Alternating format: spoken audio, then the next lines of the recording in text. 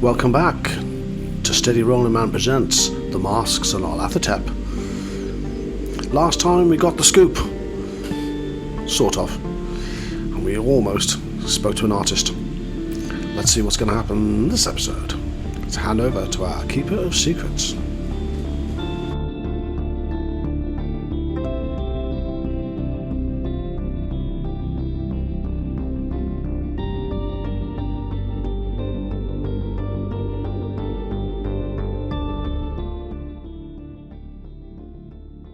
The evening hangs thick with fog in Chelsea as you head for somewhere to eat, gathering your thoughts as you go.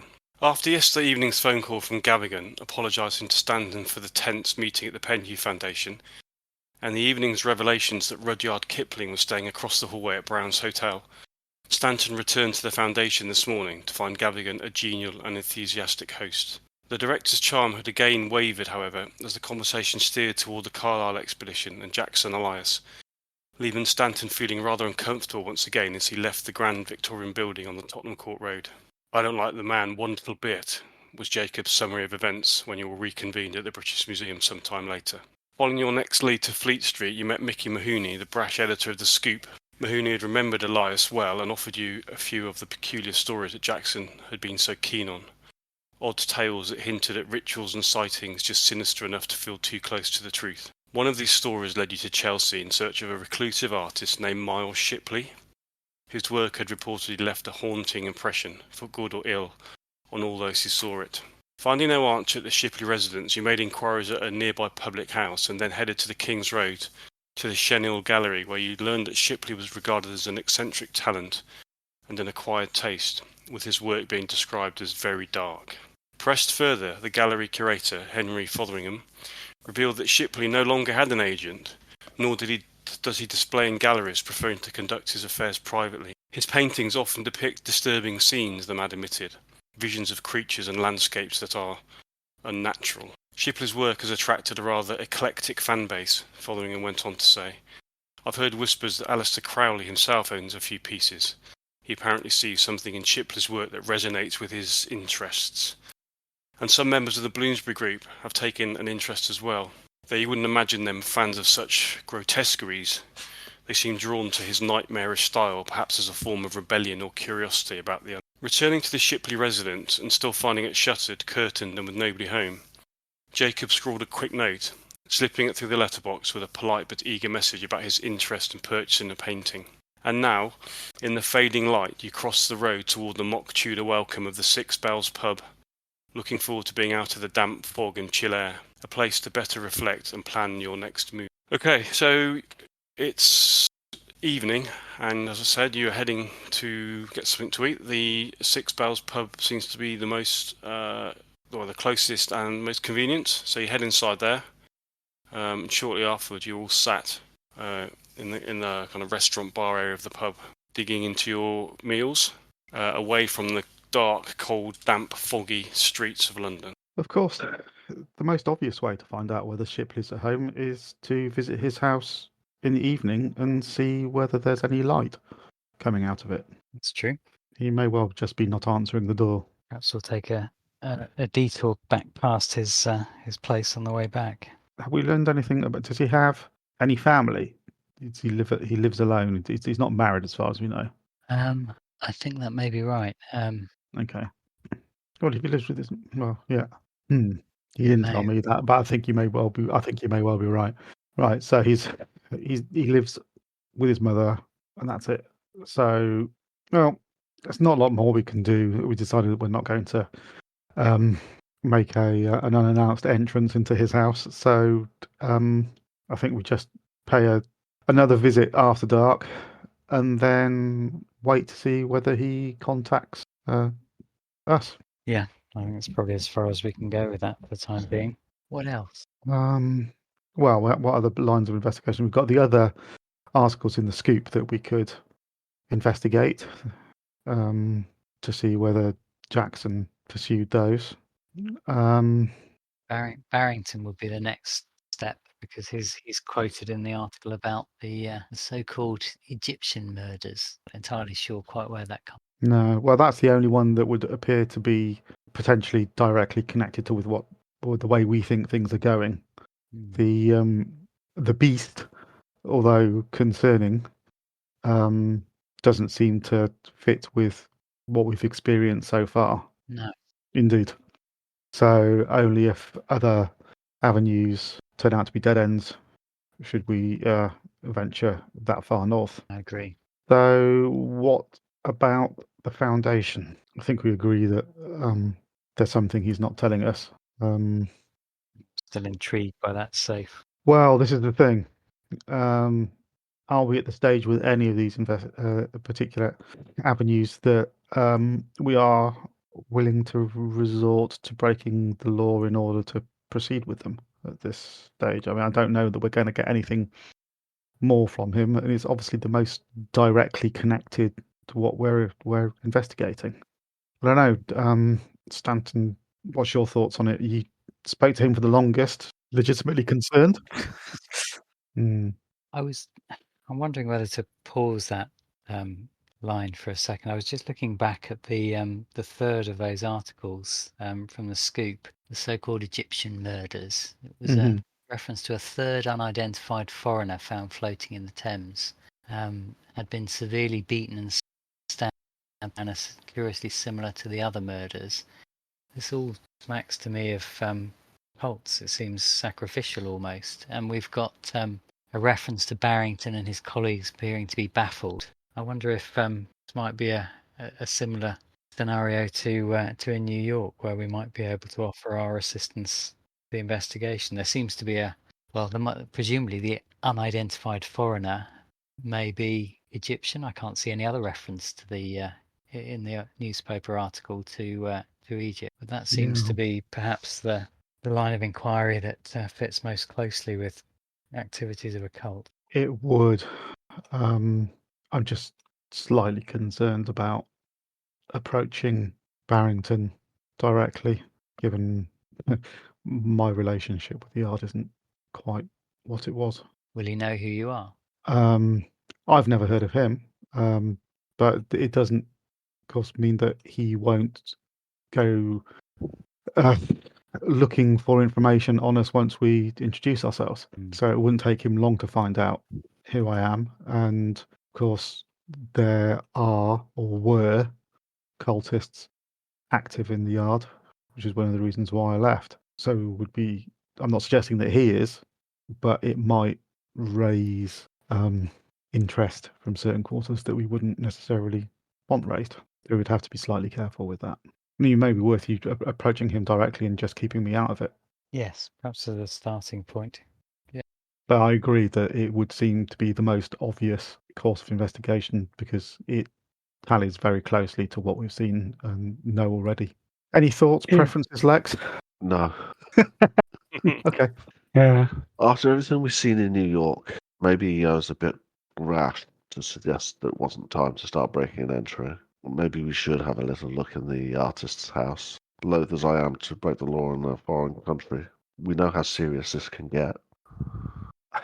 I'm inclined to agree, if only because things have a tendency to run away from us. And if you remember the problems that we had at the Juju house, we spent a lot of time debating how we were going to approach it and then ended up approaching it in the way that we would have done initially anyway. I think we need to be a bit more driving in our approach if we are going to prevent them getting ahead of us. Because the longer we're here and we are inactive, it gives them the opportunity to move against us. Yeah, So absolutely. we should take the initiative. We need to generate an odd man rush. We need to get them on the back foot. Yeah. Yeah. I think we were at an advantage by getting the Majestic so quick over here. So anyone following us would be certainly a few days behind if they Yes, knew. but we where weren't were traveling. going. Yes, but we don't travel faster than a telegram. No, I know. I said that before, but if they're specific people, then at least we're ahead of them. Well, I think we already know that these aren't isolated incidents because, well, if for no other reason, that I was followed from Britain in the first place by Kinnery. Yeah, and Is he there? So I don't mean to be. Is he their rat catcher? Is he there? Well, he's Weasley. Yeah, to do the dirty Enforcer. work. I'm not saying, of course, that they don't have other people. They're dubious. I think they're all morals. dubious. Yeah, over here. Could we give the artist 24 hours? The easiest way to get them somewhere is to be invited in. And No, that's fair. That's fair. Well, we can. How about then, after we've finished dinner, we return to his house, see whether he's returned or whether his mother's in. If there's no light, nobody answers the door. We return back to the hotel. Tomorrow, an investigation of the Egyptian murders. Barrington, you can go and speak to Barrington. And then if we haven't heard anything, then we return tomorrow evening and let ourselves in. Does that work for everybody? works for me. Just thinking about Barrington, would it help to request assistance or a reference from our friend Mr. Paul, Lieutenant Paul? Or have we involved him in enough trouble as it is? Well, I don't know Perhaps how. If Barrington wants some kind of reference or validation, then we can point him in Paul's direction. Perhaps see how open he is with us. Well, why do we need to involve him in the pool in the first place? Why Well- not just be open and honest and say that we are investigating the Carlisle expedition? There is an Egyptian connection, and we'd like to talk to him because there was the murders bear a similarity to murders that were perpetrated in New York. No, I agree. I just think just keep Sounds Paul fair. on the back burner as if Barrington's unwilling to open up to us or unwilling or need some reassurance before he'll let us assist. No, absolutely. No, that's fair enough. Well, Paul did express an interest in knowing what we were doing. So, yeah, I have no objection to involving him. I just think that would maybe be the last resort. Yes. Yeah. Right. I'm getting another pint. Okay. So Novelty after hasn't worn off, has it? Not since I was 14. after finishing another pint of Whitbread's Best and the rest of your meal, where are you planning on heading now? It's evening now, is it? Yeah, it's about, by the time you finish your meal, it's about probably 6:30. And it's it'll be dark by now. So should we head out? It was dark when you past- came in because it's yeah. If we head out past the artist's house and then return to the hotel. Yep, I think so. Okay, you head out into the streets, into the foggy streets. It's surprising actually how thick the fog is tonight. It's for those of you who are familiar with London, i.e. Blake and Stanton to a degree, you have witnessed it before, but for Lex and Jacob, it is a bit of a shock as to actually how thick the fog is in London, and it's got to the point tonight where you can hardly see your hand in front of your face in certain places. Kind of gives the whole of Chelsea like an almost ghostly, ephemeral kind of a feel. Everything seems dampened by the fog. But you make your way, it's slightly disorientating as well. But you make your way back to the Holbein Mews, and you can see that the house, number 6, Shipley's house. There doesn't seem to be any lights. There's no lights. No light coming out. However, the problem is that you've got all of the windows are shuttered and curtained as well. Mm-hmm. So you're not really sure. It's obviously whether you'd even see lights if they were on. Can we see whether there's smoke coming out of the chimney? Okay. I appreciate that you've just said that it's very foggy. Yeah. I can't see my hand in front of my face, but if I stare up at the chimney, I'll definitely be able to tell. Yeah, I think that. Okay. Everybody make a spot roll, please. Probably don't need to say that. It needs to be. Mine's a hard success. Okay. I've got a normal success, not that it matters. Yeah, normal success here. Okay. Yeah, same for me. It's pretty impossible to see whether there's any smoke coming out of the chimney because for the reason you've already guessed. Jacob, There is a skylight in the in the front roof of the house, and you have a feeling that you can just see like a small amount of light which is emanating from it. But then you kind of look again, you're not really sure whether that's true or not. But you kind of, if it was a brief flicker of light and then it's gone again. How easy would it be to get up there? It's on the front facing roof of the house, so you'd be looking down on the street. You'd have to climb up the wall basically. And is it 2 stories? 2 stories, yeah. So Pretty obvious. That would be where his studio is. Would you not think? I wonder if today is the best time to scope out if we are going to have to enter tomorrow. It might be better tonight to try and find its weak points under cover of this fog. Well, it's going to be foggy every night, to be honest. But we're here now. It won't be better to do that now, formulate a plan rather than come here tomorrow night with no plan. So, yes. We have a listen at some of the downstairs windows first, see if there's anything we can hear from inside, and then perhaps it's a Muse house. Is there any access to the back? yeah, okay. So Yeah, so like a little street running down the back. You could speak to the neighbours. Could I probably rather not advertise our presence for the time being? No, fair. yeah, so you wander. You're going to wander around. You run around the side of the house as well, are you? I'm not sure whether we all or perhaps Yeah. one or shall I go and have a Okay, you can't. It's it's in a row. So it's almost like a terrace. So from the front street, front elevation, obviously, like I said, you can see the skylight, which you guess on the where it's positioned means there's probably like a garret, like an attic roof, an attic room. As far as the back goes, you have to go like to the end of the street and then round the back, which you can easily do. And you find there's like a little lane that runs behind all these properties as well.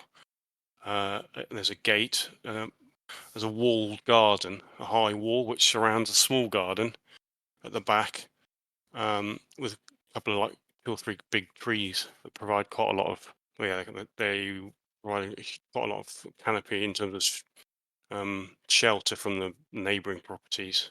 And you can look through the gate.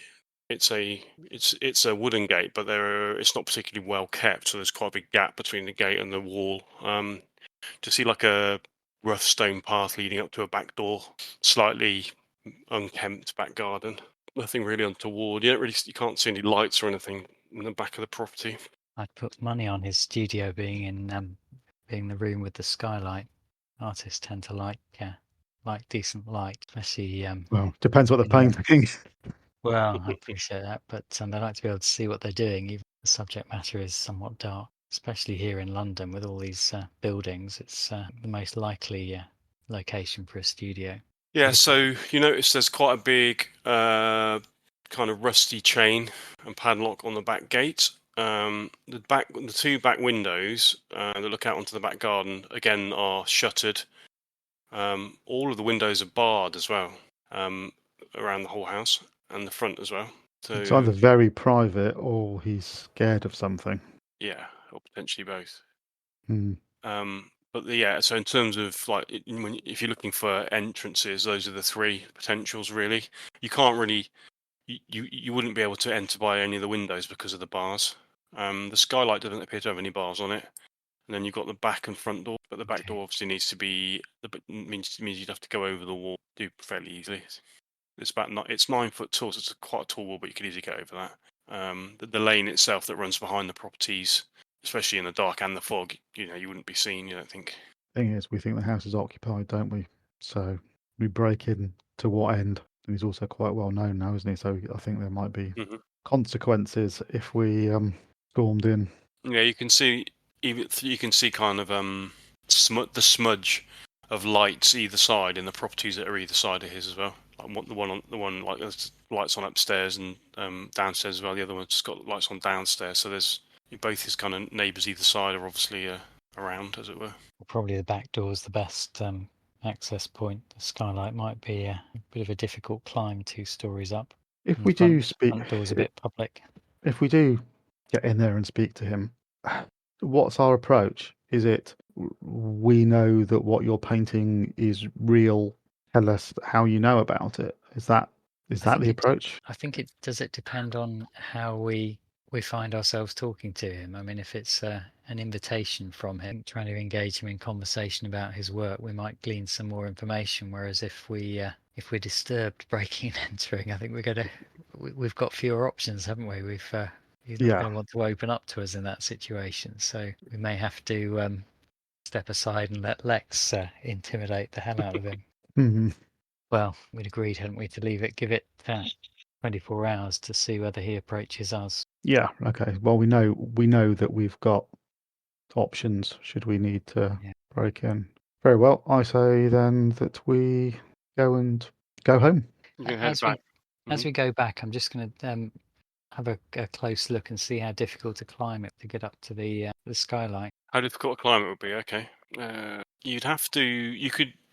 The fact that the large shuttered windows at the front have got bars on actually would work in your favour, because you could easily use those to climb up. And then the same, you could reach up to the second story windows and do the same. So the actual climb wouldn't be too bad. The problem is obviously you're on the front of the house, which is overlooking directly on the road. However, it's pretty foggy right now. It's foggy. It's foggy every night, pretty much. Foggy every night. Yeah. So I mean, if the fog's as thick as it is tonight, which is quite regularly at this time of year, that is the case.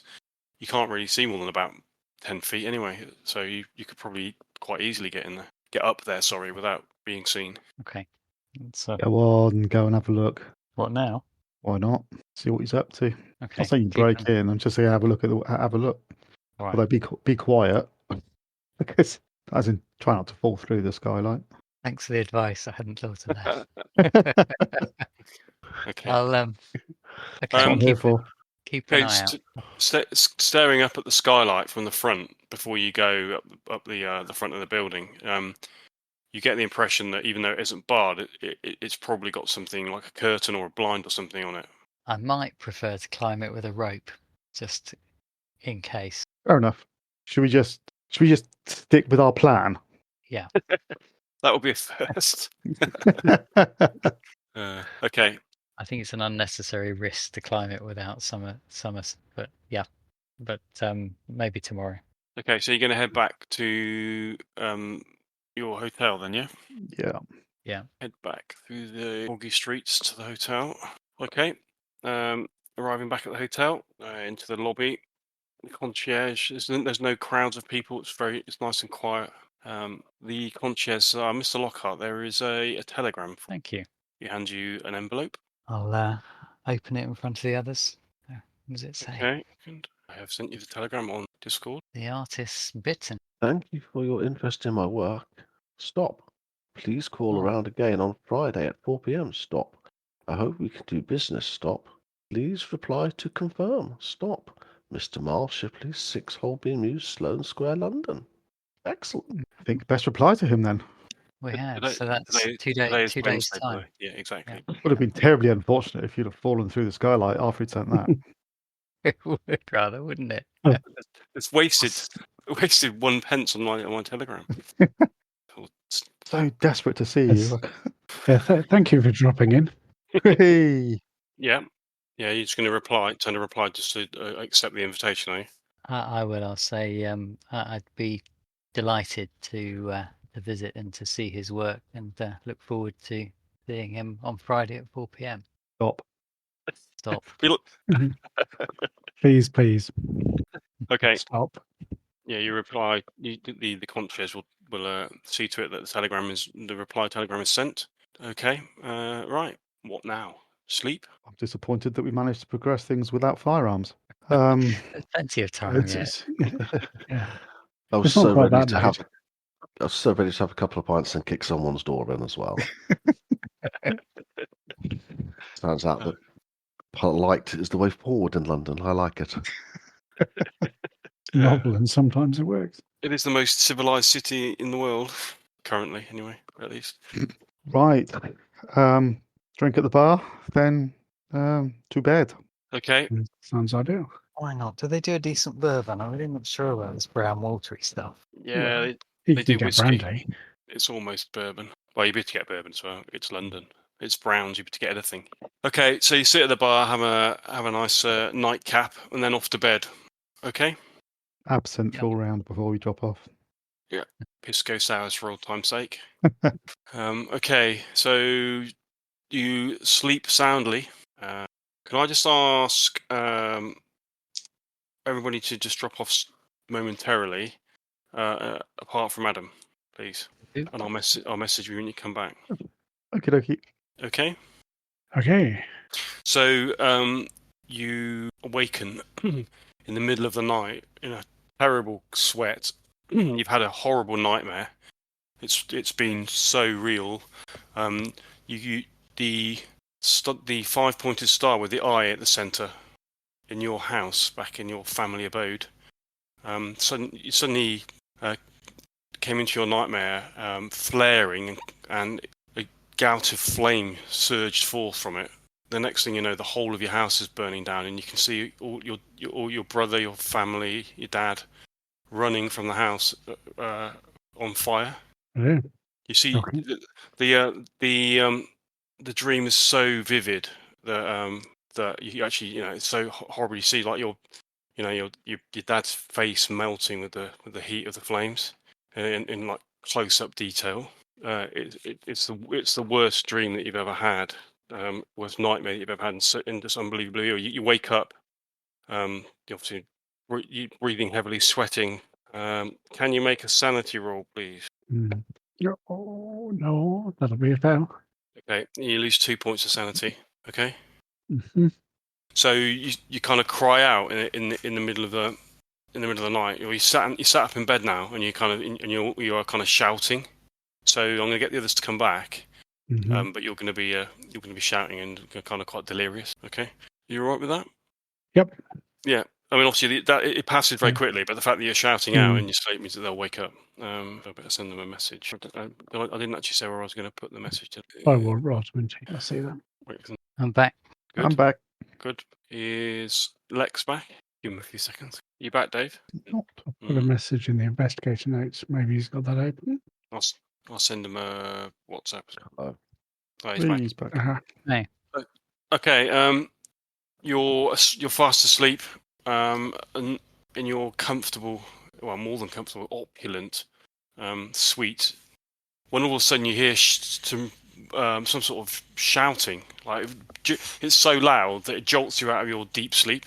Firstly, you think it must be outside the room, but then you realise it isn't. It's from within the room. Get out! Get out! Burning! Now! Quick! I'll Yep. jump up And and I look to the window. grab Stanton. Okay, you see that Stanton's jumped out of his bed. His hair is completely flattened with sweat. The sweat's pouring down his face, and he's kind of shouting, staring wide-eyed. Is there any burning or any smell of burning? None at all. No. No. Nightmare. Yeah. I'll turn to Lex and said, "You got to save them. We've got to save them. The whole place is burning down." Who do I need to save, Stanton? It's my family. My family. The house. It started with the star and spread to the rest of the house. And, Which house, Stanton? My house, my home, my family home. And where is that? It's just Netheravon. Started with the what? Sort of come out of my days. It was, but it seemed so real. It was So my family home, Netheravon. When it was on fire, everyone in it was burning. My whole family. You said it started with something. With the star. With the star. I'll go over to my bedside table and pick up my pendant, a 7-pointed star pendant, and show you that it's like this, but we have one at home. I've seen it all. It's all around the world, and it was on fire. It's above the fireplace in the hall. The star was on fire. Well, the flame came from the star and then spread to the rest of the house, burning down the great hall first, and then the rest, and everyone. And I was in it, inside, and I could see everyone. And then I was outside, and they were at the windows trying to get out, but couldn't. I better give them a call first thing in the morning. They won't be awake now. Maybe it's those books, or maybe it is connected. I'll. So where else? You say you've seen the star before. It's in. That was one of the reasons I went to America. But because I think I mentioned before that I'm convinced that a lot of these ancient civilizations are connected because they have things like this 7-pointed star with a all-seeing eye in the middle. But it's not just in Egypt, but well, I thought I'd find it in South America, but I didn't. But North America, the Indian tribes, they have them all over the place. I thought this was one of the things that connects these civilizations. But have you seen? But You haven't seen this anywhere else other than related to your well, own investigations. We haven't encountered anything like that, have we? That I'm well, aware of. no, we haven't seen it. I was hoping, thought that I may have found it in Peru, but it was just a wild goose chase. But my uncle did find something similar with the Native American tribes. But it's just an odd thing that pops up here and then. But I think it's just something, a wider connection between these civilizations. Certainly Mhm. seems that once you've started reading these books, it's Mm. playing on your mind, but whether it's opened up your mind to be more receptive to these kind of things, or maybe it's You hear a knock as you're talking. You hear a knock on the door, on Mhm. your bedroom door, on your suite door. I'll go to the door and open it. You see a member of the hotel security standing outside. Good evening, sir. We've had reports of some disturbance. Is everything okay? It is. I'm so grateful that you've checked on us, but I'm very sorry. But one of our group had a rather difficult episode during the night. He served in the war. I think he's still has some problems as a result of that. But once again, I'm so sorry to disturb people, but everything is fine. And thank you for checking on us. Very good, sir. It's just that Mr. Kipling is a very light sleeper, you see, sir. We understand. We'll endeavour to keep the noise down from now on. Thank you, though. Very good, sir. Good evening. Good evening, sir. Door again. I think he'd be a bit more sympathetic given that his own son died in the war. Mhm. Anyway, But yeah, so I shared with you a picture of my pendant. As I said, this 7-pointed star, we've seen it throughout different civilizations. It's in the stonework at home, and my brother found it on a tablet in Palestine, an ancient Judean one. And again, my uncle saw one in North America. Have you found any evidence of it elsewhere? Not yet, but I look. I always look. Every library I go to, I look. And maybe well, I was going to say maybe one day we should travel to my home and I could show you. But I'll call the first thing in the morning. It depends where our investigations lead, and if we do have time, it'll be interesting to see it. Okay, are you all going to return to your beds? So, yeah. Sorry for Yes. the disturbance again. I no, quite apologise. understand. Okay, the rest of the night passes uneventfully, and you wake on Thursday morning. Stanton, you're still feeling a little bit shaken. Ordeal, even though you managed to go back to sleep, you didn't really get as much rest, as peaceful rest as you'd like. You can see that he looks a little bit haggard from the ordeal, Stanton. He's still got that kind of far away look in his eyes, but I presume you're going to try and make a call as soon as you get up, are you? Yes. Yeah. Okay. You speak to the operator, who then tries to connect the call for you, and then the next thing you hear is a familiar voice. Netherraven Manor. Good morning. It's Stanton here. Just checking in. See if everything's okay. Oh, hello, Master Fitzwarren. How are you? I'm very fine, thank you. Yes, I just wanted to call to check that everyone's okay. Your father said you were back in the country. Are you planning Yes, to come? yes, You plan to come and visit us? I'd love to. I'd love to have a few pieces of business here in London first, and when that's concluded, I'll get the train. No, we'll be delighted to see you, of course. Did you want to speak Uh, to your father? Not just at the moment. I wouldn't want to disturb him and his work. Is Charles at the house, or is he still at? Is he here in London and in Parliament? Yes, he's still in Westminster, I'm afraid. Okay, jolly good. Do you want to pass on a message, Master? No, it's okay. I wouldn't want to worry him. I just wanted to check that everything is okay. Everything's fine here. Okay, jolly good, jolly good. Good. Look forward to seeing you soon. Thank you. Okay, yes, indeed. Phone goes dead.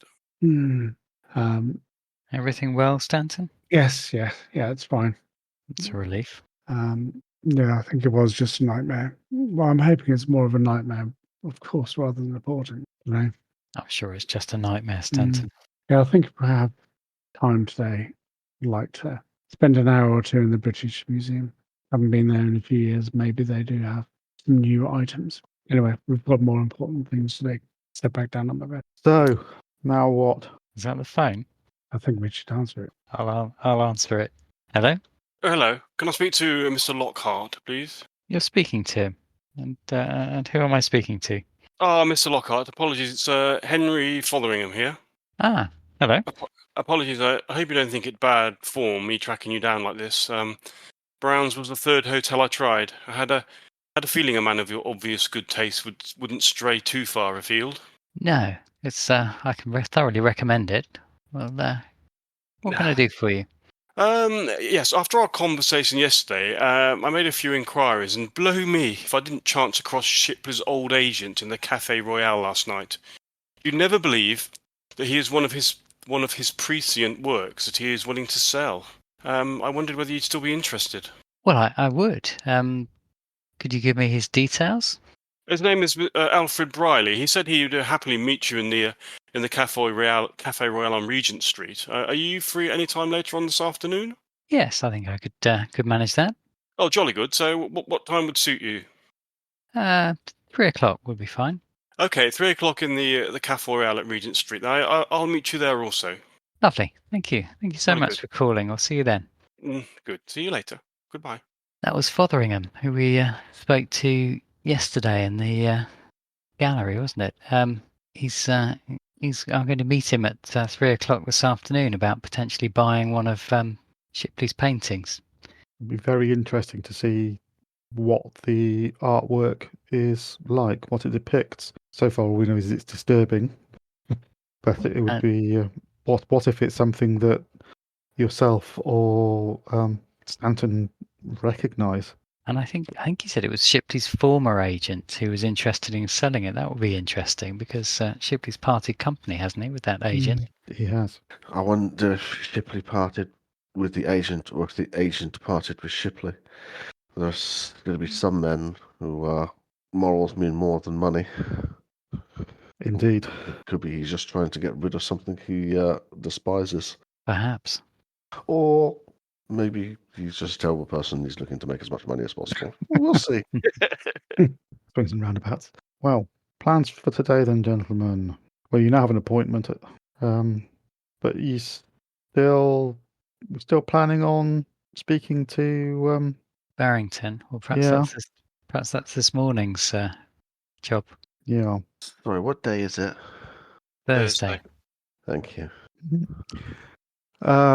If you're going to go and speak to him, I would rather remain outside, if that is all right with you. Well, that's fine. Shall the rest of us all see Barrington together? Yeah. Might as well. Or should we head there after breakfast? Yes, indeed. I'll stay at the hotel. Give me a call when you're done, and I'll come and meet you. Do you want me to stay with you, Douglas? No, I'm fine. If you want to go with them, that's fine. But if you want to stick around, that's equally fine. I think I'm fairly safe. Okay. Okay. So what's the decision? Who's going? Priority is breakfast first, obviously, and then second priority is the remaining three of us. I think are going to Scotland Yard to try and see Barrington. Okay. So after breakfast, then you have a very pleasant breakfast, and then three of you head out into the clear February day. You head towards New Scotland Yard and Victoria Embankment. Okay. You head into through the revolving doors into the impressive reception kind of foyer area. You go up to one of the desk sergeants. Morning. Good morning, Sergeant. I'm going to use all my charm if possible. My name's Jacob Lockhart. I'm here from New York. I was very much hoping to speak to Inspector Barrington. Is he available? What can I say it's about? It's about the so-called Egyptian murders. I'd very much like to speak to him. And you are? Jacob Lockhart. Bear with me. He gets up from his desk, makes his way up through a doorway behind the desk and up some stairs. Presently comes back down. Just take a seat over there, please. Barrington will see you. Oh, thank you. We'll wait here. Okay, you sit in the middle of the police station. Yeah, you sit for a good kind of 10 minutes, until eventually you see a thin man with a clipped moustache, wearing a shabby suit and kind of weary eyes. He makes his way across the room toward you. Inspector Barrington, believe you wanted to see me. He looks between the three of you. We would. Can I introduce myself and my colleagues? I'm Jacob Lockhart from New York. This is my colleague Stanton Fitzwarren, and this gentleman here is Lex Wah. Well, Do you have pleased to meet do you have an office, Inspector, where we might perhaps talk? Of course, yes. Follow me. You follow him back up the stairs along a corridor to the very end, where he heads into an office with his name on the door. There is a couple of other police people typing and doing admin.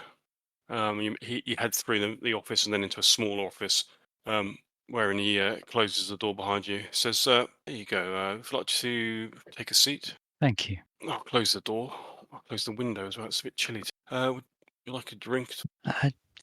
Tea would be most welcome, Inspector. Thank you. Of course. Come here. He goes and orders the teas. Right. Okay.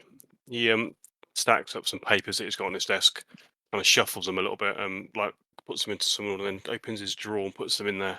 So, you want to talk to me about the Egyptian murders? Well, we do, Inspector, but perhaps it's a rather long story before we arrive at that point. But perhaps I could explain. Your name came up with a colleague of ours, a gentleman called Jackson Elias, an investigator and a writer. I don't know if the name rings any bells with you. It does. I saw the news. Very, very unfortunate. Well, Jackson was a dear friend and a colleague of ours. We'd travelled extensively with him. We'd lost touch with him for a short while, and he called us back to New York, and we arrived sadly too late. As you've alluded to, we found that he'd been brutally murdered. But it seems that news has travelled here, Inspector, has it? Yes, I saw it in the newspapers.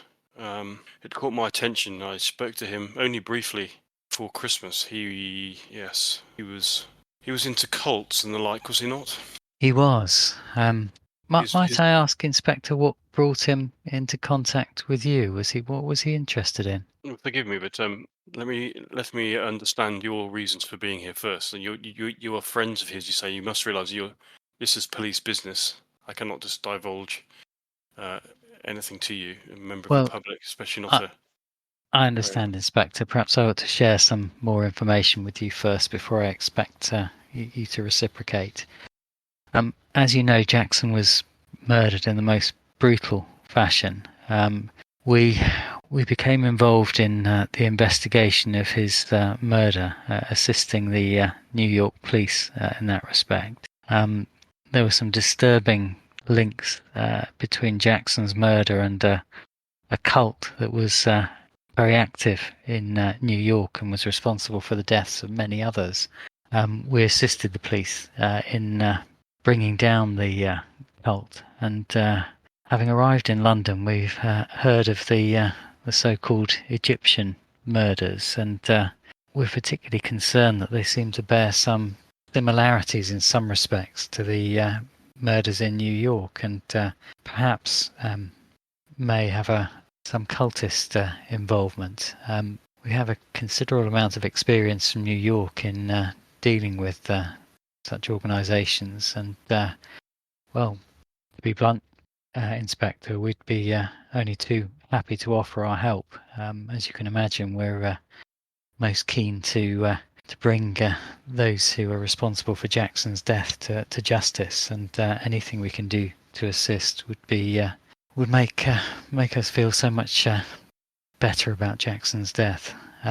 Inspector, Are you with law enforcement? well, not directly, Inspector. We were working as civilians alongside the New York Police Department.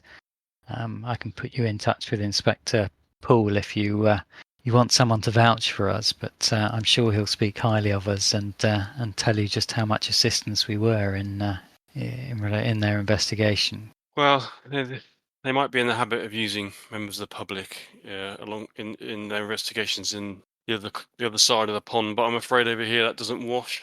If you've got any information that will be of use to me, then obviously, I'd like to know. But as far as helping me is concerned, I'm afraid this is a police matter. These murders are serious. Well, I can't pretend I'm not disappointed, Inspector. I had hoped that we may be able to assist at least a little. Well, in what way? Well, as I say, Inspector, these cults work in shadowy and dark territory, and we have found our investigatory skills have been able to shed some important light and shine some light into those dark corners. Yeah.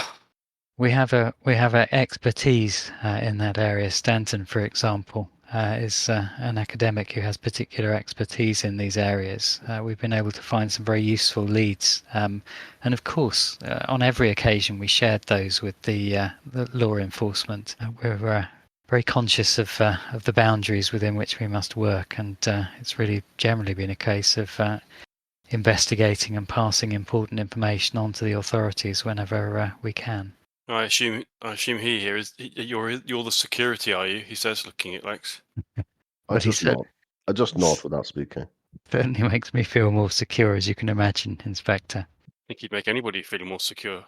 Could do with someone like him on our side. Yeah, I am on your side, Inspector. of course.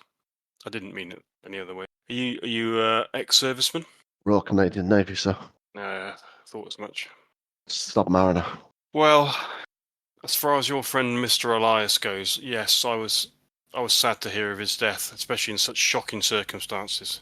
All that work he did, working with cults, writing books about them, he was mixed up with the wrong type of people. Because when you go poking your nose in places that don't belong, that's the sort of thing that can happen. I don't know much about New York, but it's the same here. He was convinced that the murders, the Egyptian murders, as the press like to call them, were ritual killings conducted by some sort of cult based in London, an Egyptian death cult. He was convinced.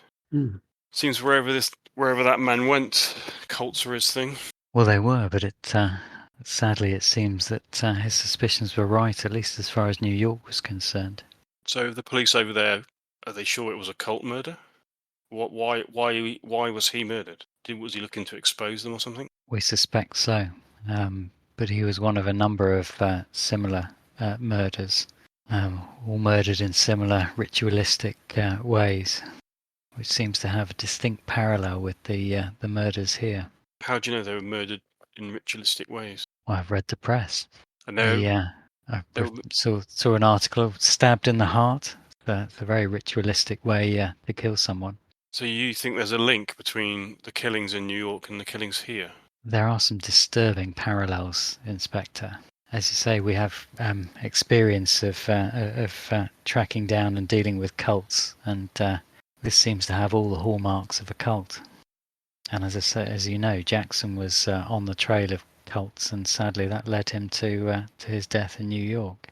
Forgive me for saying so, but I can't see that how a few murders in Harlem, in what I understand were not exactly salubrious areas, have any real connection with my case. Well, it's often the belief system, Inspector, that travels, not necessarily a shadowy organisation that has links to each continent, but very often it's the belief system that links cults in different parts of the world. And as I say, that's, for example, where Stanton's expertise lies. He's an academic specialising in this type of beliefs. Yes, it's quite so. I have looked at different religions and cultish behaviour across the world, and there are surprising number of parallels between the different civilizations, and that extends not just to the rituals and the process, but also writings and symbolism. So, for example, that one of the suspects has a tattoo. Similar tattoos can be, and different tattoos can mean different things. Sometimes there'll be a calling card left at the scene of a murder, which sadly happened with our friend Jackson. The murderers carved a symbol into his forehead. The barbarians. So these sorts of things, obviously, the more obvious signs can be seen by anyone, but occasionally there are subtle references here and there that may not present themselves to normal investigation. To members of law enforcement like yourself, who are used to dealing with normal criminals, as I would suggest. You But, see, Inspector Poole in, or Lieutenant Poole in New York, recognised that we had no wish to step on the toes of law enforcement. It was a question of working in tandem with law enforcement and providing expertise that the law enforcement authorities don't have. We'd have no wish to take over from you in any sense, but would God, want to no, work gosh, in a no. consultancy capacity. Some of these ritualistic killings leave clues that people, for example, in Stanton's position, they mean much more to him than someone without his expertise, for example. Can I get you to make a roll, please, Jacob? So 55. okay, yeah. I mean, it's all interesting, and you're a charming enough fella. Don't get me wrong.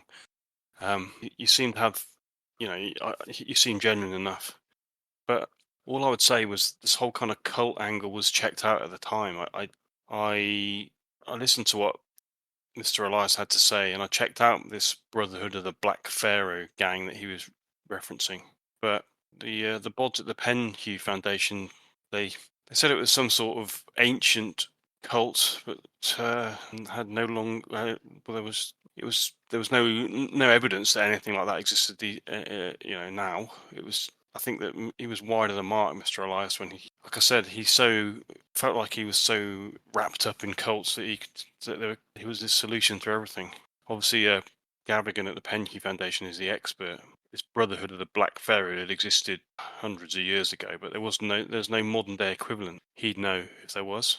I mean, he said that the method of murder may have imitated one of those ancient cults, but that's as far as it went. So it was a dead end. Like I said, I do know Mr. Gavigan, charming fellow. And yes, as I said, it could be could perfectly be an explanation that the perpetrators are copying rituals from many years before. Yeah, exactly. But if that is the case, then knowing about those rituals and those symbols, the signs, could help us, could help you, because we would know what to look for.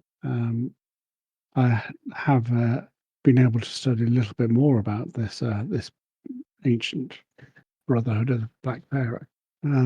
So if there's any evidence that you may have in your possession that I could take a look at, I could certainly see if there's anything else that my esteemed colleague may have missed. Well, I've been working on this case for over a year, and quite a lot of manpower and money expended. We haven't really got anywhere. So, with all due respect, I feel like we've already kind of been down this road once before. Unless you've got anything new for me, then I don't really feel inclined to. Well, I don't know what else we can do at this stage. Well, Inspector, we're offering our expertise for free. I can't see that you can lose at all by this. It's not a question of using any more resources on this. It's simply double checking what may, as you say, be a dead end. But, well, just ask yourself the question, Inspector, what if it isn't? Yeah, if it isn't. Well, when conducting research, that I've done over the years, obviously anything that I can find in libraries here and there is very helpful to me. but it is always useful to have a fresh pair of eyes. And quite often, colleagues of mine would suggest avenues of research or even spot something that I'd missed. We're offering to do the same, really. As I said, anything that we find, we'll share with you immediately. We would undertake not to disclose anything you might share to care with us, to care to share with us. We'd be happy not to remove it from the premises, perhaps to inspect it here.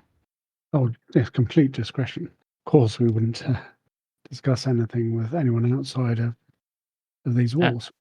And as I say, Inspector Barrington, if you want any reassurance or a reference, Lieutenant Poole in the New York Police Department, I'm sure would be only too happy to vouch for us. Perhaps I could give you his contact details. Well, if you could do, because I think that if we're going to have this conversation, I need some sort of corroboration of your story. You know, you must appreciate that you could be anybody. I understand entirely, Inspector. As much as I could do with some help on this case, we're not in the habit of using private investigators, and it's quite a it's a long way outside of normal procedures. If you understand me. Well, I understand entirely. Perhaps if I could have a paper and pen, Inspector, and I'll write down Lieutenant Poole's details for you. Okay, he pushes the paper across. I'll write his name and the precinct. Have we got his phone number? I've got his you have got his phone number. You have, yeah. Yeah. 'Cause you rang him before, yeah. Yeah. Okay, he writes it down. And he says, "If you remain here, then I'll go make the call now." Thank you, Inspector. We'll await your return. Although it might be a bit early. Let's say taking out my watch. Yeah, it's going to be about 3 a.m. 5 hours difference. 5 hours. Oh, that's true, Inspector. You might need to wait wait until the Americans are up. It's going to be 6 a.m. So that it's depends on what shift he's doing. I'm sure if he's not available, Inspector, you can leave a message. Okay, he comes back after a short while. He's going to come back to me. Do you want to wait in the station, or do you want to come back later? I'm sure you're busy, Inspector. Shall we return later? Yes. Well, I'm sure he'll be back. He should be in about an hour. Shall we return after that, Inspector? Yes, whatever suits you. Or could we give you a call this afternoon, later day? I said, we don't want to take up more of your time than you can spare. No, you don't need to take him with my time. If you want to wait downstairs, you can. Or if you want to come back in an hour or so, then that's fine. I think we'll wait. I think we'll wait, guys. Mm-hmm. We can wait here for an hour. We'll do that. Yeah. You wait downstairs. What scan time's for? And that's what editing's for. Okay, about an hour and a half passes, and eventually, the Inspector Barrington comes down the stairs and says, "Sorry to keep you longer than I thought. Please follow me." Follow him. He takes you back to the same room you were sat in before. There's a fresh pot of tea. Okay, your Lieutenant Poole is quite a persuasive guy. It seems that he thinks quite highly of you. We love him too. So, as far as helping me goes, if I tell you what I know about the case, how does it work from there? I mean, it can only be from what I understand from Lieutenant Poole. Your methods were slightly unorthodox. We can't have any of that type of behaviour here. If you understand what I'm saying. Crystal clear, Inspector. We want to work within the constraints of where we are. And, perhaps Lieutenant Poole was a little more willing to entertain that type of thing. But I think really, Inspector, it's a question of if any of the information you share with us enables us to help you, then we'll do that. It may be that the information you share doesn't, but who knows? We don't know until you tell us things, and then we might be able to give you some lead. Well, is it? Yeah, I mean, in terms of the case itself, there's been a total of 90. He's kind of looking at his notes. There's been a total of 19 murders been carried out over the last couple of years. 19? Each having 19. Goodness. Each having similar modus operandi that you mentioned, that you read about in the papers. For once, Scoop actually got something right. Called the Egyptian murders because 17 of those 19 were Egyptian nationals. Fact that the press quickly caught on to. Interesting thing is that I inherited this case from my predecessor, Inspector Gregory Munden. shortly after he began investigating the case, he mysteriously disappeared. I'm not a conspiracy theorist, but my take on it is that his disappearance had something to do with his investigation. Mm. Was there That's any why- other connection between the victims other than? I mean, it's unusual, isn't it, for so many Egyptian nationals to be here in the UK? Were they all here for similar reasons? Is it unusual for them to be in the UK? Not really. We have a lot of Egyptians in London now. Were Yeah, they brought here for the same reasons, or I mean, were they all working in similar areas, or Mm. Are they geographically, or? all connected to the antiquities trade, or work on specific excavations? Other than the method of death, we couldn't really find anything else that connected them in terms of way of life, occupation. They generally lived in the Soho area, but again, that's in itself is no surprise because that's where the majority of Egyptian nationals in London live. We initially thought that a single murderer was behind the crimes, but forensic reports suggest that some of the attacks were committed by people of differing heights. So I'm assuming there's some sort of gang that are responsible. But as far as connections go, no, not really. This is what's left us so baffled. We've been working on this case for what seems like ages. We just haven't got anywhere. Mm. Would we be able to review the files, pore over the details, and see if there are any connections between? I'm afraid not. They're confidential. Okay. Be more than my job's worth. I'm afraid to allow you to see those. But the only things that we could come up with that have linked to the case is there's a place called the Blue Pyramid Club in Soho. But many of the victims were members of that club. We looked into it, but they had the place under surveillance for a while, but we didn't learn anything. Eventually, I had to pull my men away for other work. What sort of place is it? It's just a nightclub, bar, Egyptian belly dancers, that type of thing. Okay.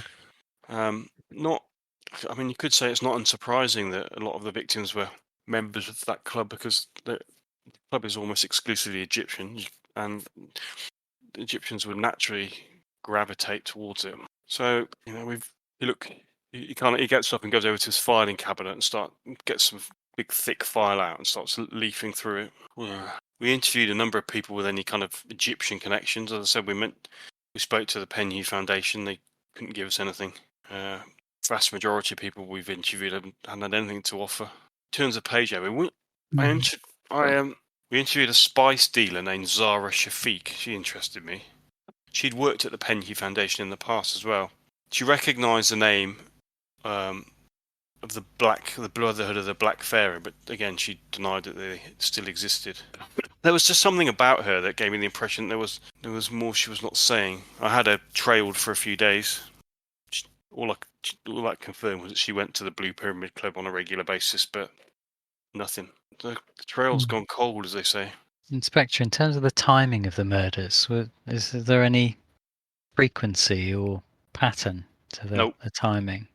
No pattern at all. Some of them are days apart, others have been months apart. There's no particular time of the month, of the week. There's no link in that respect. They are almost random.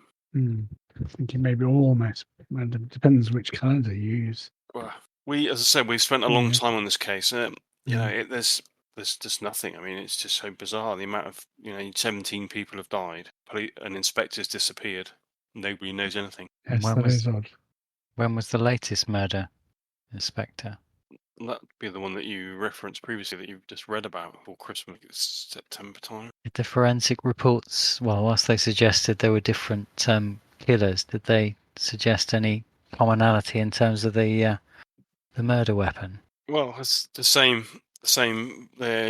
Every victim has suffered blunt trauma, and then with blunt and sharp trauma to the head and torso. Our best guess is that the murder weapon is some sort of wooden club with nails driven through it. Not something that you can do quickly or quietly. Yeah, it's quite a brutal weapon, not designed to kill quickly. Isn't that indicative of punishment, Inspector? If one wanted to kill someone, one might do it quickly and more cleanly than that. It suggests a desire to punish. Again, it's funny you should mention that because that's something that Mr. Elias was insistent upon that these were revenge killings for something. We've only had one witness statement. Came upon a dying victim after hearing a commotion. The victim cried out the word "Hotep." I asked Gavigan about this, and it's some Egyptian word meaning rest or peace. You'll probably know better than me about this. I think Stanton, is that right? Yes, that's exactly what it means. Is it modern Egyptian, Stanton, or ancient? Well, pretty certain it's ancient. I think that's what Mr. Gavigan. Yeah, it's something that, I mean, Arabic's changing all the time, but it's more of a something that dates back several hundred years at least. Yeah, so you can see I'm at a bit of a loss, really. So where does your cult murders in Harlem fit into this then, and what light can you shed? Well, perhaps that's something we need to think about, Inspector. You've given us food for thought. There are often connections in terms of the motivations, whether it be sacrifice or punishing those who are potentially exposing the organisation. Perhaps this doesn't seem like sacrifice, though. There's no pattern to it, as you say, and sacrifice is often linked to specific events within the pantheon of the cult, whereas, as you say, these are random. But I do wonder whether these murders appear to be to punish people. This must be a hideous way to die, and a prolonged way to die. I wonder whether there's some connection with keeping secrets and not exposing the organisation. We've had all these wonderings. We've had a long time to wonder. If you can provide me with any additional leads or any other angles that I haven't already thought of, then I would be most appreciative. Well, Lieutenant Paul has bigged you up, so let's hope that you can live up to your reputation. Well, certainly from what I've studied about this cult, I have found reference in certainly one or two works where the weapon that you described, the cudgel, is used to brutally batter to death. It sounds very similar. So I think the Brotherhood of the Black Prayer is something that I would want to look into further in this respect. Your Mr. Gavigan says that there's no such thing anymore. Well, yeah, certainly nowadays. And that we don't believe that it is an active cult, but maybe it's one that copies those rituals for whatever reason. Again, Mr. Gavigan said that he couldn't think of anything or any reason to connect them. It's an effective way to frighten someone, to invoke an ancient cult's methods of killing people, whether they believe it or not. It's it could be used to as a way of scaring people. If people believe that a cult is at work, then that's a different matter. Well, like I said, if you can come up with anything that helps me with this case, then I'll be eternally grateful. Well, you've given us plenty to work with, Inspector. So perhaps we might take our leave and start. We can start making some investigations. Perhaps Stanton can hit the books, and we'll come back to you with anything we discover. Yeah, make sure that those investigations remain purely academic, please. If you understand me. Mm-hmm. Of course, Inspector. Good. Your friend in New York mentioned that there was another one of you, Blake, a policeman. Why is he not? Oh yes. He's back at the hotel. He's still recovering from an injury. Still not quite there yet, despite the time on the boat from New York. But I'm sure you can meet him in due course. Yes, indeed. Well, I'll look forward to meeting him if he's one of us. It might have been worth you bringing him along in the first place. Well, as I say, were he not injured, I'm sure we would. Anyway, I feel like I've given you quite a lot of information, so I'll be most grateful if you can help me in any way, shape, or form. Here's my card, and his card. Thank you, Inspector. We'll do everything we can. Please, whatever you do, keep your noses clean. Of course, Inspector. Well, thank you again. Thank you. It's nice to be off. It's nice and unusual to be offered help, even if it has come from quite an unorthodox source. Well, I'm very grateful, Inspector, for you putting your trust in us, and we only hope that we can repay that. So thank you again. We'll leave you to your work. Okay, shakes you by hand again, smiles, says you can see yourselves out. Of course, thank you. Cheerio.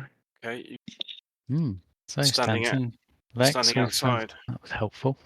Whether what we can make of it, I don't know, but we've learned a fair bit. Yeah, we've got a few things that we might need to follow up on. Carefully. Certainly, Mr. Gavigan, really. He does seem to be doing his best to put them off the trail of the Brotherhood. Yes, indeed. Are you going to head straight back to the hotel? Yeah, I think we need to share this with Douglas. Yeah, okay. What So he you makes of it. you make your way back from New Scotland Yard back to Brown's hotel. Douglas, I presume you remained in the room, did you? Sorry, I was muted. Yep, He's I asleep. did. I sneakily read all the books whilst they were out. You're now absolutely stark staring mad. Absolutely, yeah. I've been decorating the suite with my own feces. Okay, And, so you and then he started to read the books. Yeah, once I finish that, I'll start on the book. once that finished, then the odd stuff started to happen. Okay, right, you're back in your suite, all four of you together. Well, We'll share everything that Barrington told us about the investigation so far. Yeah, so 19 murders, 17 Egyptian. Apparently, no discernible link between them other than that they were Egyptian. Most of them lived in Soho, and quite a few of those frequented the Blue Pyramid Club. And there's this spice dealer, Zarish Feek, again connected to the Blue Pyramid Club. Yeah. was that the ex Penhew Foundation woman? Yes. What was that? What was her name? No, again? it's Zarish Feek, a spice dealer. Or Zara okay. Safik. I had to sort of yeah, I got the names wrong. Yes, ex-Penhew. Oh, the spice dealer. The spice dealer is somebody different from. Yeah, I think the spice dealer is different. Gavigan was quite keen by the look of it to put Barrington off the Brotherhood of the Black Pharaoh link. Which is most disappointing indeed. I told you I didn't trust that man. Whether he's again still trying to direct anything Maybe just away from the Foundation. Maybe he's just an idiot. I mean, at first glance, the similarities with Juju House. If you swap the Juju House for the Blue Pyramid Club, people strange comings and goings, victims linked to a particular place. The immediate thought is that the Blue Pyramid Club is a cultist den and has something similar going on that the Juju House did. I mean, that would be the automatic assumption. Something that did leap out though. You said 19 victims, 17 of which were Egyptian. Who were the other two, and what was the significance? That's what I would want to know. If the 17 victims are just normal victims, who are the others? What's the connection? Because if this Brotherhood of the Black Pharaoh is active, and I think we're assuming that it is, you could see why they would be killing other Egyptians. Why the other two? Yeah, what have they found out? Why did they find? Why are they important? Were they investigating? Were they in the wrong place at the wrong time? What is there some connection to Egypt? That would be the immediate thing I would be looking. We're looking at a connection between the victims. You've got the obvious connection that they're all Egyptian, apart from two. So we need to find out what that connection is. Yeah, the things that do connect them, the things that stand out. Stanton, did you mention when he mentioned this wooden club with nails through it as the murder weapon? Did you say that has some parallels to your research? Yes, have you come across that? Exactly the method that Montgomery Compton used. The author of Life is God. He described it in detail, the way that he murdered some unfortunate in the alley by beating him to death. And what did he gain from that? What was his motivation for that? The ending of someone's life as part of a ritual to progress. So it was a sacrificial motivation to to curry favour with his god, was it? I believe so. He'd had some sort of spiritual awakening after it. So you're saying in some kind, if you, is it a different perpetrator each time? Maybe the act of committing one of those murders is an initiation rite to join the Brotherhood proper. Maybe it offers some form of ascension or enlightenment to allow them to become full members. That's the Is the impression I got. Is the 17 out of 19 a mere coincidence in that I mean, most of them lived in the Soho area? It's just that Compton, from what I recall you saying, Stanton, is Compton's victim was just random. It wasn't. It was the act of killing someone that was the important point, not the victim themselves. Yes, Might I believe so. Might this be the same? My initial instinct was this smacks of punishment. It's a particularly brutal way to kill someone, but if it has parallels with Compton's methodology, and Compton was doing it simply to advance himself with his god, or to advance himself within the organisation, then it But may it could be the just same maybe. thing. It could be to Well, punish that's the point. living. Yeah, but in terms of that may be that there is no connection between the victims. They are just random people. That's I would say think. in terms of the odds of that's unlikely. I mean, Well, we you don't did know. say they generally lived in the Soho area. Yeah, but It just seemed, Soho's not populated purely by Egyptians, is it? I mean, you're not gonna. no. If I went and hit 19 people in Soho, I doubt 17 of them would be Egyptian. No, Is well, that your next plan? Yeah, let's test that hypothesis. Yeah.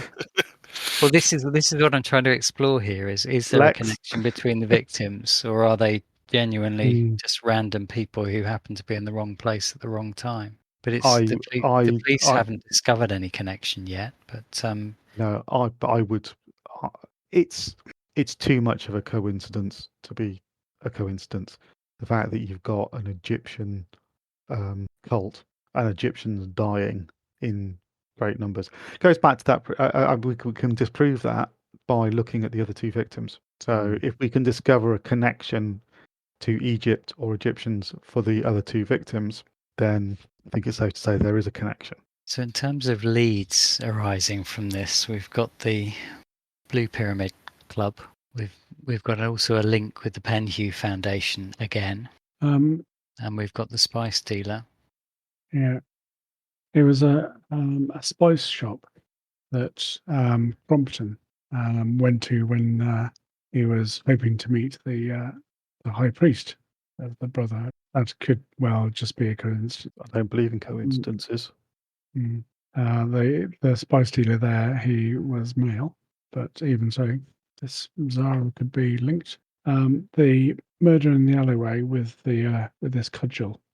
Compton did say it was his first murder, and to be the first of many. So we may not be looking at 19 murderers, but instead just a few.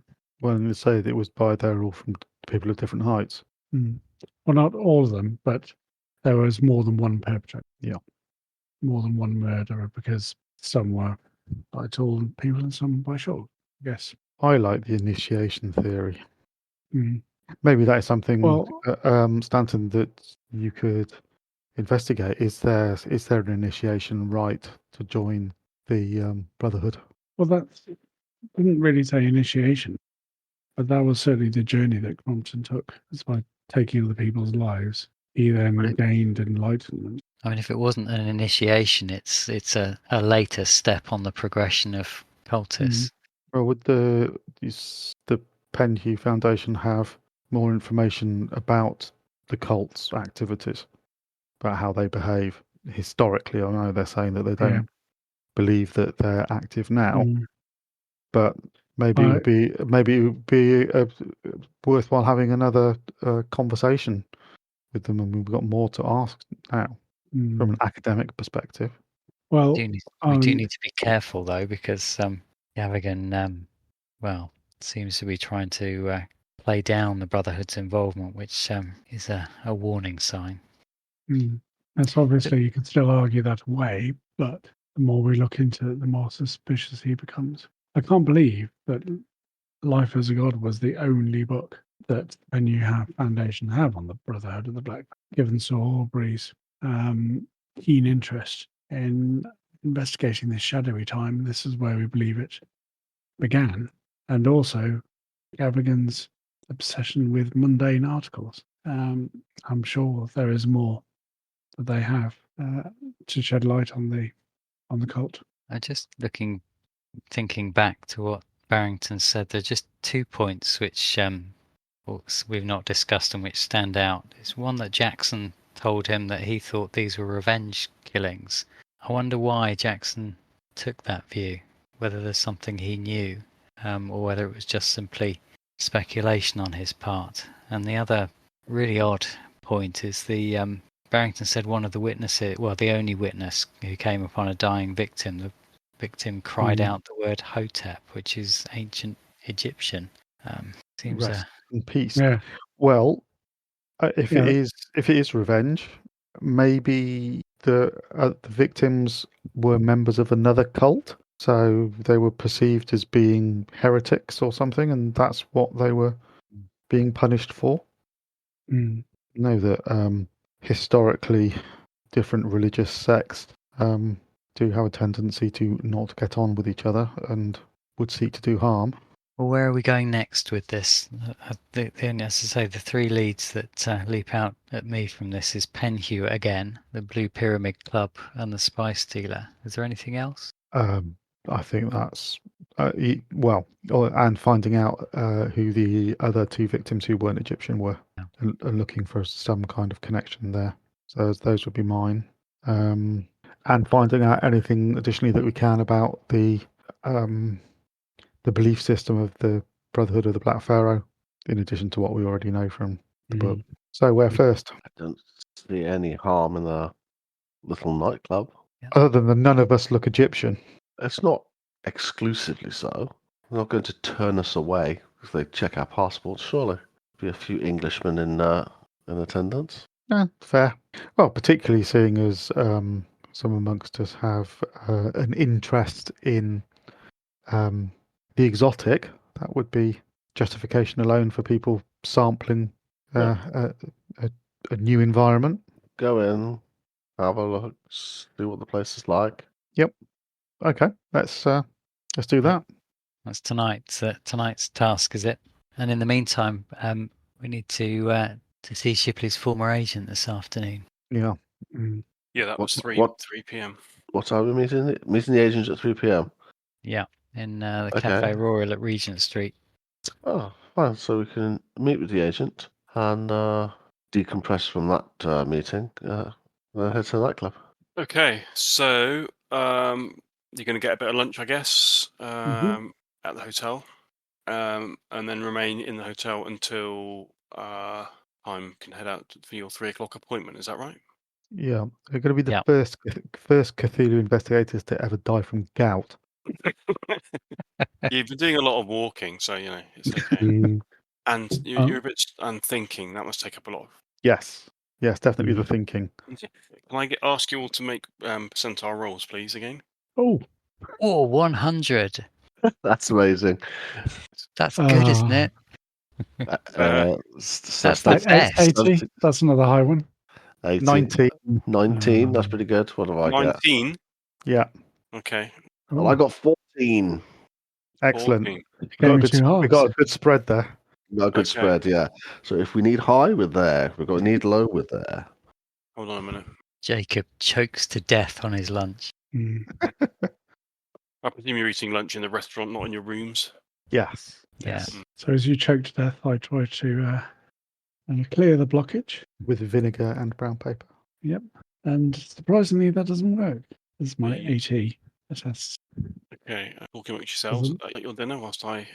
Although clearing extract blockage stuff. with brown paper and vinegar is going to sting. So if we're going to an Egyptian nightclub this evening, gentlemen, it may help if I teach you a couple of words of Arabic. So please, thank you, hello, goodbye. Yes, of course. Look at Lex. Ali Another beer, Akbar. please. Allah Bakbar. God is good. Mhm. Yes, I can get by in Arabic, but I wouldn't say by any means expert fluency. Well, maybe get an opportunity to Mm. test it tonight. Yes, just as long as I don't say completely something inappropriate. Well, in fairness, you do that quite a lot in English, so Yes, you all those years in books, I should know by now. I've only offended just the one hotel landlord, partly because of my Spanish. nearly ended very badly, that, didn't it? I seem to remember. It did indeed. That's why Douglas, it's a lot more advantageous if you and Jacob take the lead. Do you have a habit of putting my foot in my mouth? So I found that Jacob is a silver-tongued devil, so he's usually the man to charm people. Charm them out of their hard-won earnings, certainly. Know what you're insinuating, Stanton. That you're a very good salesman. Oh, thank you. And definitely not a thief and a charlatan. Of course not. I didn't get a chance to show you earlier in detail, but I'll take out my pendant from inside my shirt. This is something I picked up in New York. A long day in the library, and yeah, so obviously it's American made, but I quite liked the idea of something else found over in the States. Why would you wear it? Well, it's basically because it reminded me of home and things I was looking. So it's not something bad. Well, this isn't, or it wasn't until last night. And where did you find this? Well, this was just in some antique shop in Morningside area near where I live, just on the way back from the university. But yeah, strange that it should just pop up. But then again, maybe not so strange. Have you investigated the mark on the back, the stamp? The stamp, yeah, just some local New York silversmith. Nothing special. Okay. So you're investigating the Illuminati, then? Right. Yeah. What are you doing now then? Does that say Liberty around the outside of your Yes. pendant? Yep, it does indeed. And maybe George Washington or one of the later presidents, one of the founding fathers must have been involved in. Well, we know they're involved in the Freemasons, so I guess that's why they have the all-seeing eye pyramid on the money. You finished. Okay, so you finished your lunch now. Gentlemen, I suggest perhaps a cheese board, just for a moment. Just let's continue to sit here for a while. I have something to share with you. Okay. You ordered the cheese board. Don't look round, but there is a gentleman sitting over by the foyer who I have seen several times over the last day or so. I think we're being followed. Great. I'll smile and laugh. Amazing. Jolly good. So, I mean, he was in the British Museum yesterday, and he was also in the pub that we were in the other night. So that is, it's highly unlikely that we would run into the same person in such different, disparate locations. I don't recognise him. I could go ask him why he's following us if you like. Well, we have that there is that possibility. I mean, I don't know. We only interacted with the police today, so it's unlikely that he's been set on us by Scotland Yard. He may not be a cultist. He may be somebody maybe working for Carlisle who's been sent to observe us. Do we want to let him follow us, or do we just want to find out who he is and send him on his way? We've got two ways of doing it. We could go outside, walk down a side street, wait for him to follow us and then accost him, or we could be civilised, seeing as we're in London, and invite him over to join us at the table.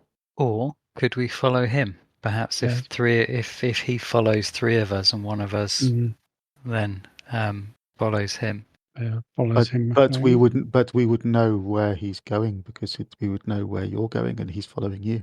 No, when he goes back to whoever he's reporting to. Yes, we could do that. How good do we think we are at being able to trail somebody without being spotted? Maybe if we hire a private investigator to follow them. Oh dear. Actually, that's not this a bad is- idea, is well- it, Stanton? To well, because a Is- private really? investigator is to follow him. I If love we- the, if- we're now subcontracting our investigations. Lex puts his head in his hand. Brilliant. I'm going to employ somebody to go to Egypt for us. Well, I do get- if we try and trail him, he knows who we are.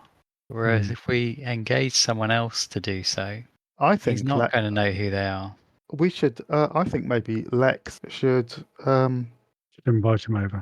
invite him, go and make him an offer he can't refuse to come and join us. I'll stand up and go over to him. Yeah, Okay. he's white man, dark hair, over in his 40s, got a neat moustache. He's got a dark coloured 3-piece suit on. I'll walk over to him. Okay, yeah, you see him sitting in the foyer with a copy of the Times, reading, his umbrella laid across or next to him. You're standing over him, and he pulls his paper down and looks up at you. Can I help you? Yes, I wondered if you'd like to join us for a little bit of luncheon.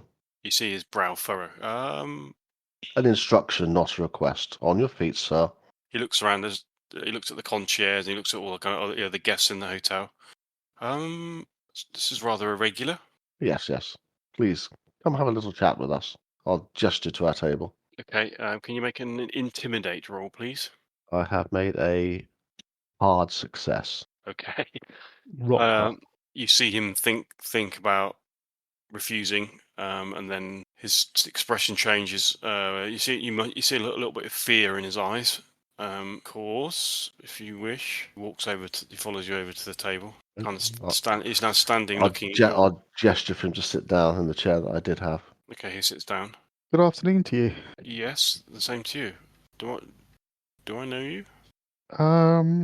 I don't know. Well, we haven't been formally introduced. Let's put it that way. Where are you, Lex? What are you doing? Are you sitting down now, or are you standing behind him? Oh no, I'm standing over him. Okay. No, we haven't been formally introduced, but I couldn't help but notice that you seem to have been frequenting similar establishments to us recently, and just wondered whether that was a coincidence or whether you were trying to attract our attention. I'm sorry. You have me at a disadvantage. I'm at a loss. Well, let me put this another way. Were you in the British Museum recently? Yesterday? Yesterday. Yesterday I was. Yes, I was. And why were you there? I have an interest in such things. This is most irregular. Well, why are you asking me these questions? And did you also happen to go to a public house yesterday? No, I have not been to a public house at all. No, this is beginning to be quite concerning. He looks around. I mean, you're in the middle of a restaurant in quite an upmarket hotel. So you just standing up over him is beginning to attract some attention from the other diners. I'll indicate to Lex, perhaps you could sit. No need for this I'll grab a seat. No need for this to turn unpleasant. But I don't really have time to play games with you. You've been following us the past couple of days, and I'd like to know why. You're mistaken. Why would I be following you? Well, that is what I would like to know. Maybe we could take a step back. Your name and your occupation, please. This is most irregular. Yeah, it's incredibly irregular. But if you know anything about us, and I'm guessing that you do, you'll know that we are not people to be trifled with. So I suggest that you answer our questions. Well, I feel quite disturbed by this. I am going to stand now and walk out of the hotel. Well, absolutely fine. Thank you for joining us for lunch. And if you do follow us, I suggest you follow us places that are well lit. I do not want to see you again. He stands moves away from you really quickly, and then you see him kind of try and retain his composure as he walks across the restaurant. And as soon as he gets to the hallway, he absolutely pegs it down out of the hallway through the door. I think it's reasonable to assume that he was probably not a cultist, an investigator of some description, a journalist, perhaps.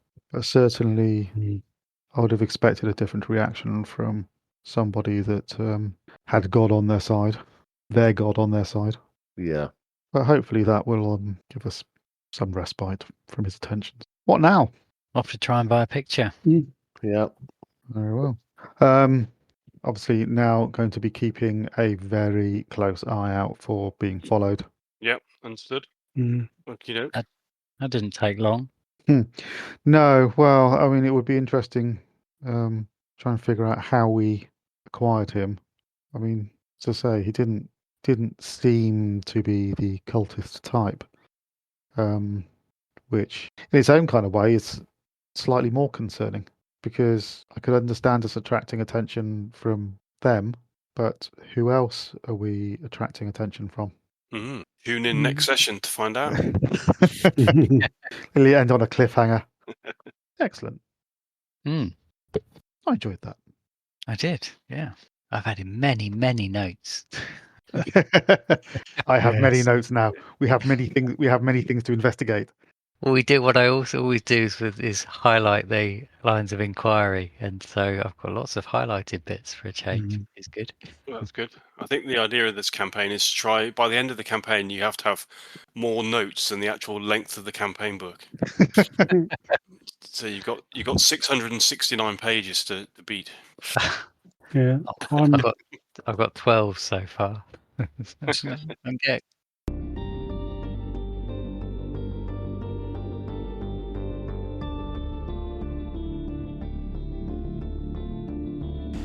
Thank you so much for joining us. Well, we've learnt that the English police are not quite as friendly with the Yanks poking about in their back garden as the American police were back in New York. Well, let's see you next time on Steady Rollman Presents Masks and Nyarlathotep.